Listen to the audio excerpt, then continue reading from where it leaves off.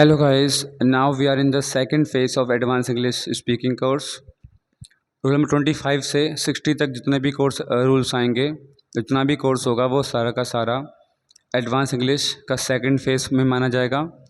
इसमें हमारे पास में बने बने सेंटेंसेस होते हैं, प्रिपेयर्ड सेंटेंसेस, केवल रूल्स को समझना होता है, एक एक करके रूल को अंडरस्टैंड करना होता है। So let's start. यह second phase of advance English rule. While एक वाइल है, WHILE, इसे वाइल बोलते हैं। सो वाइल प्लस वर्ब की first form plus ING and plus object. So identification क्या होती है, कैसे पहचानेंगे हम वाइल का रूल यहाँ पर लगाएं? जब वाक्य के अंदर हम महसूस करते हैं कि खाते हुए, पीते हुए, सोते हुए, आते हुए, जाते हुए, या खाते खाते, पीते पीते, सोते सोते, आते आते, जाते जाते, जब ये वाक्य के स्टार्टिंग में जब हमें लगता है कि वाक्य के अंदर में लग रहा है, तब हम वाइल का रूल लगाएंगे। While plus first form of the verb followed by ING and object. Example number 1, यहाँ आते हुए, तो यहाँ पर जो यहाँ आते हुए है, यहाँ पर वाइल का रूल लगा है। आगे का सेंटेंस आपको कुछ भी हो सकता है, आप चेंज भी कर सकते हो।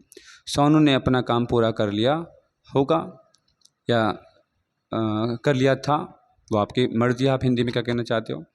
सो वाइल कमिंग हेयर, यहाँ आते हुए, वाइल कमिंग हेयर, वहाँ जाते हुए, वाइल गोइंग देयर, यह पाठ याद करते हुए, वाइल लर्निंग दिस लेसन। तो वाइल और ING, ठीक है, और उसके बाद में ऑब्जेक्ट। तो ये मेन चीज़ है, आपकी मेन कैरेक्टर है वाइल का रूल समझने के लिए। आपकी सहायता लेते लेते अब सतीश थक गया है। While taking your help now Satish has got tired. यहाँ आते हुए हम आपके बारे में सोच रहे थे। While coming here we were thinking about you. हम आपकी सहायता लेते हुए हमें खुशी हो रही थी। So while taking your help we were feeling happy. ये सभी सेंटेंसेस आपको डिनोट कर रहे हैं, बिल्कुल क्लियरली स्पष्ट रूप से बता रहे हैं कि वाइल का रूल किस प्रकार से हम यूज़ कर सकते हैं। वाइल फर्स्ट फॉर्म लगानी है, उसमें ING के साथ में और ऑब्जेक्ट लिख देना है। पाठ याद करते हुए, तो पाठ याद करते हुए के लिए हमें लगाना है वाइल। वाइल याद करने की लर्निंग फॉर्म लग जाएगी, और पाठ को lesson. Simple, while learning lesson, पाठ याद करते हुए, वाइल लर्निंग लेसन। एकदम सिंपल, इजी टू अंडरस्टैंड। तो सेकंड फेज भी ध्यान रखें, ये सेकंड फेज एडवांस इंग्लिश का, इसमें प्रिपेयर्ड सेंटेंस मिलेंगे आपको। अंडरस्टैंड करते हुए चलना है हमें आगे। जितना गाइज आप कॉन्टेम्पलेट करेंगे, उतना ज़्यादा आपकी वोकेबलरी इनरिच हो पाएगी, और जो न्यू वर्ड्स हैं वो गेट होंगे, और आप न्यू इवॉल्वमेंट्स की तरफ बढ़ेंगे।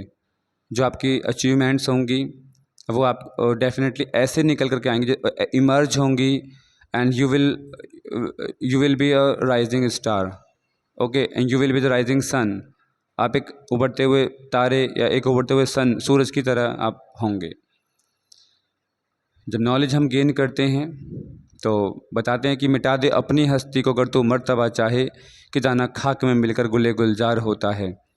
हमें अपना अपन भूलना होता है कि हम कौन है, क्या कर रहे हैं, बस हम अपना टारगेट दिखना चाहिए।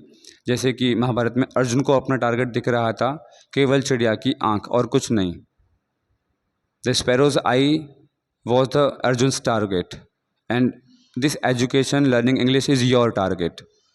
सो keep learning this, you know, language आपको इतनी हेल्प करने वाली है गाइज, आने वाले समय में आप सोच भी नहीं सकते। तो किसी डर से नहीं, बल्कि अपनी इच्छा से, बल्कि बहुत ज़रूरत को समझते हुए आप इन वीडियोज़ को वॉच करें और तब आगे बढ़ें। Okay, I definitely hope you will learn and you will spread education. You are and you will cooperate me in my campaign. I know you will cooperate. Okay, see you in the next video. Bye bye.